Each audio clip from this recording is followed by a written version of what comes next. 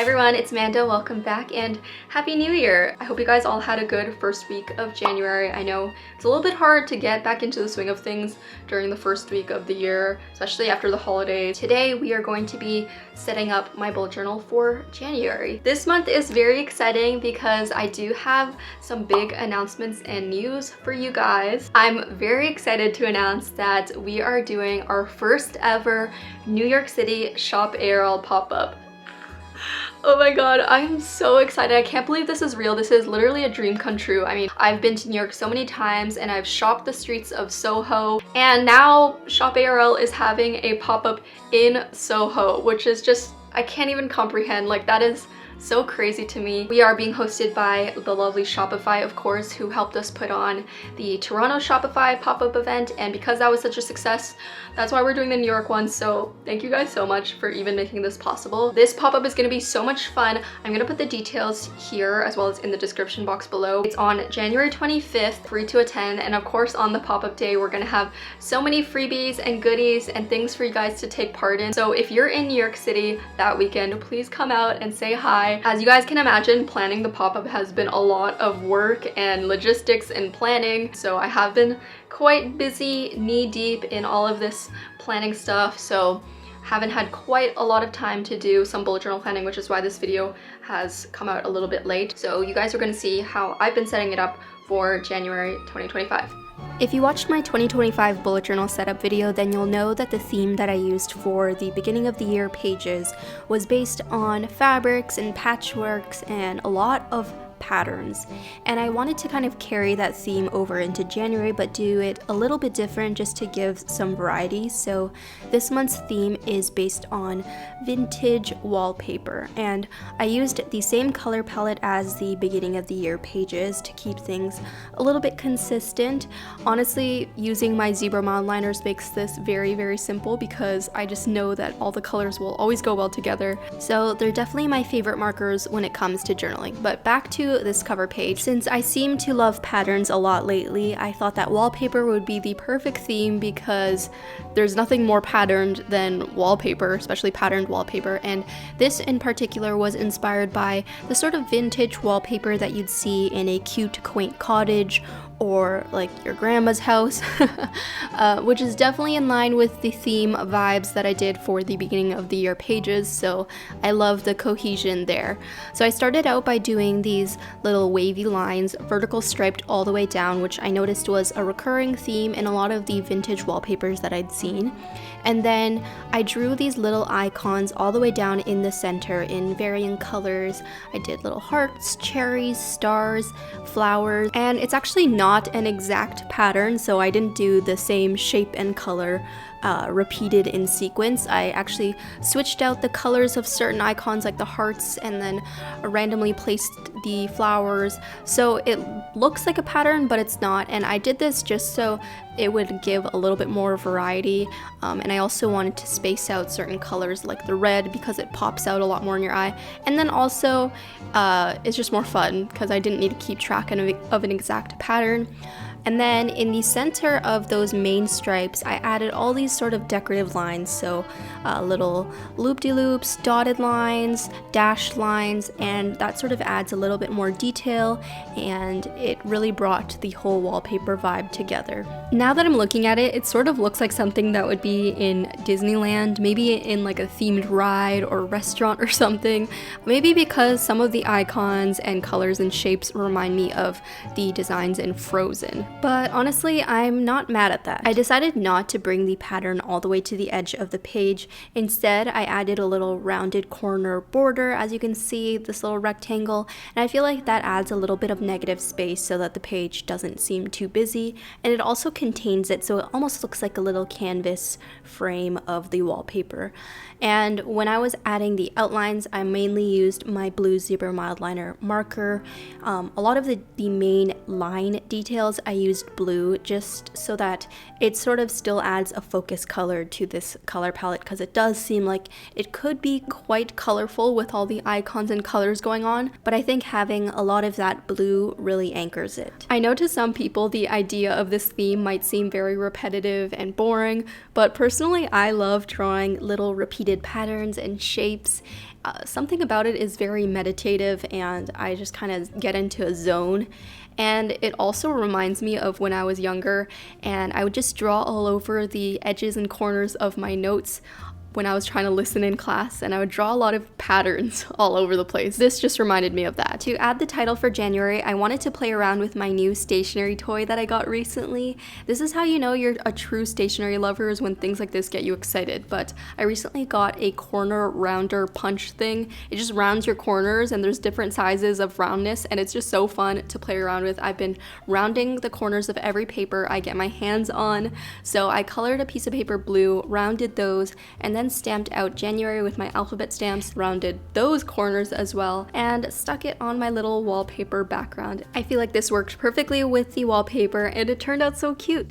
I wanted to talk a little bit about Notability, who is the sponsor of today's video. If you guys didn't know, Notability is a note-taking app and productivity app. You can actually use our 2025 digital planner on Notability and color it in. Personally, I love using Notability for planning product designs and making tech packs for manufacturers, because I can sketch directly on the app, add text, add images, use stickers, draw all over the place, and it's just really handy to be able to have that all in one place. If you're a student, I especially think Notability would be handy for you, because you can add audio recordings directly in your notes. So you can record lectures, you can quiz yourself on terms using the little masking tape tool, and you can also use Notability Learn, which is their AI learning tool. So if you want to try out Notability for yourself, you can click the link to get a free trial of Notability Plus.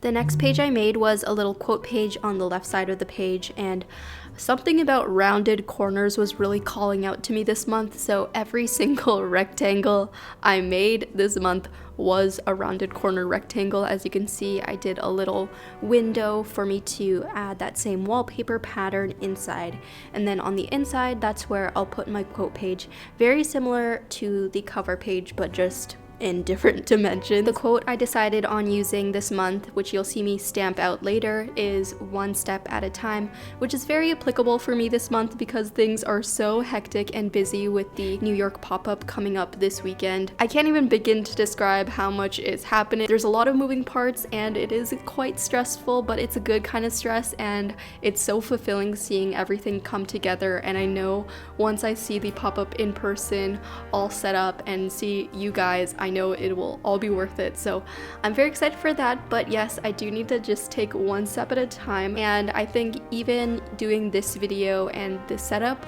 was a little bit overwhelming to me with all of the things that I had on my to-do list, but I tried not to rush myself with this video, which is why it's coming out very late. I don't know, it's a part of the new mentality. I mentioned in my 2025 bullet journal setup video that I'm trying not to rush myself with journaling and making these videos, because there was quite a lot of pressure to put out these videos by a certain date and time, even though my real life and work did not really call for that at the time. So this month, as all of the pop-up stuff was happening, I told myself, just get this video up once you can, once you have a little bit of time to take a breath, and that's what I did. I know some of you guys are accustomed to having these videos out at a certain time, so I just wanted to explain that. I know you guys are very understanding, so I'm not worried about that, but just kind of wanted to explain, since there are so many of you who have been following along with these videos for years now. Anyway, enough yapping, Amanda.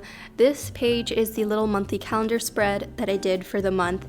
I didn't need a super big one, but I definitely do like to have an overview of the month, especially when big events like this are happening, because there's always major prep days leading up to the big event. Like on the 25th, we're doing the pop-up, of course, but then the day before, I have a little meet and greet and sneak preview event, and then we have the big setup day before that, and a bunch of other major meetings before that. So I kind of like seeing all of those, almost like a little checkbox. That's why I made these calendar boxes this size, so I can almost like cross off the boxes as we get towards the pop-up day. And then in the background, I just went crazy with my wallpaper pattern, which at this point I can do with my eyes closed.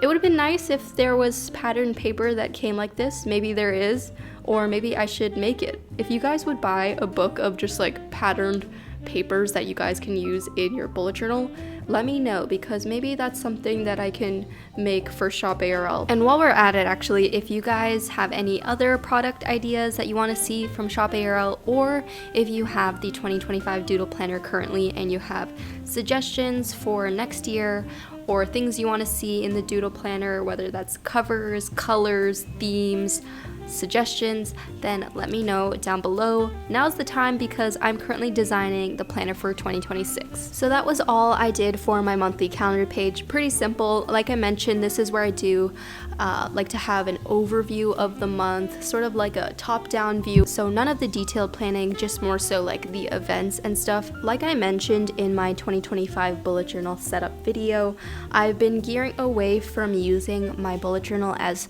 solely the only planning tool in my life. A lot of the things that we're doing, especially with Shop ARL, has been team-based, so I have a lot of digital planning applications and tools and things like that that I have to use, so it's just not feasible for me to only use my bullet journal for everything.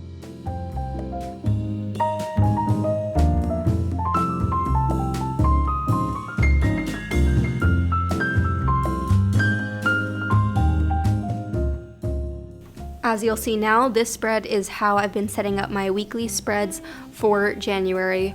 And honestly, sometimes I'll skip a week depending on my workload and depending on what my work is looking like for that week. But in particular, this week, I actually created a little habit tracker at the top instead of doing a big monthly tracker, and that way I could switch out the habits that I'm tracking, and it's also a little bit easier to set up than a full habit or monthly mood tracker sort of thing. So I've just been doing that little tracker up there. On the left is where I have the events, so sort of the similar things that I wrote in the monthly calendar, I would put it here so I can see that particular week what's going on. And then underneath it is where I write my running to-do list, and this will include any tiny little to-do list tasks that I think of during the week. I like to give myself lots of space for that. There's no particular order or rhyme or reason for the to-do list. It's just one big empty space, and as you can see, I left quite a lot of space for myself because I do have a lot of little tiny tasks, and I've been trying to be better about writing down the tiny tasks, even the things that I think I'll remember to do. I've just been writing it down, and it's been helping me a lot lately. I've been liking doing this lately, especially because my work week is pretty flexible, and whatever I don't finish on a specific day, I'll still do the next day, so it leaves me from repeating to-do list tasks every single day.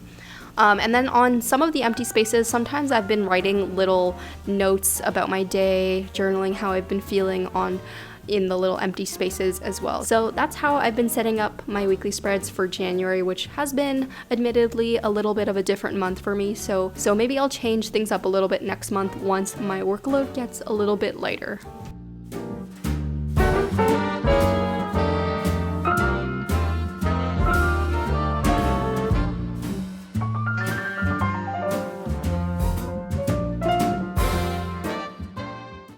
Here's the flip through of my January 2025 bullet journal setup. I love the way this one turned out. I think it's really cute, and I've been loving my beginning of the year bullet journal setup color palette, so I think it all came together really nicely. As usual, here are some of your doodle planner spreads and recreations. If you guys want to send over any of those, please tag me or Shop ARL. It honestly makes me so happy, especially because I am designing the 2026 planner now, so it gives me so much motivation seeing you guys color in the doodle planner. And of course, if you are in New York City, try to come out to our New York City pop-up. Of course, there'll be freebies and fun stuff, and actually a little sticker market with a bunch of stickers from other artists and creators available for purchase there, and discounts and all of the good things that you would expect from a pop-up. Please come out if you can. I'm honestly a little bit nervous, but I hope it goes well. Thank you guys so much for all of your support. Happy January, and I'll talk to you guys in the next one. Bye everyone!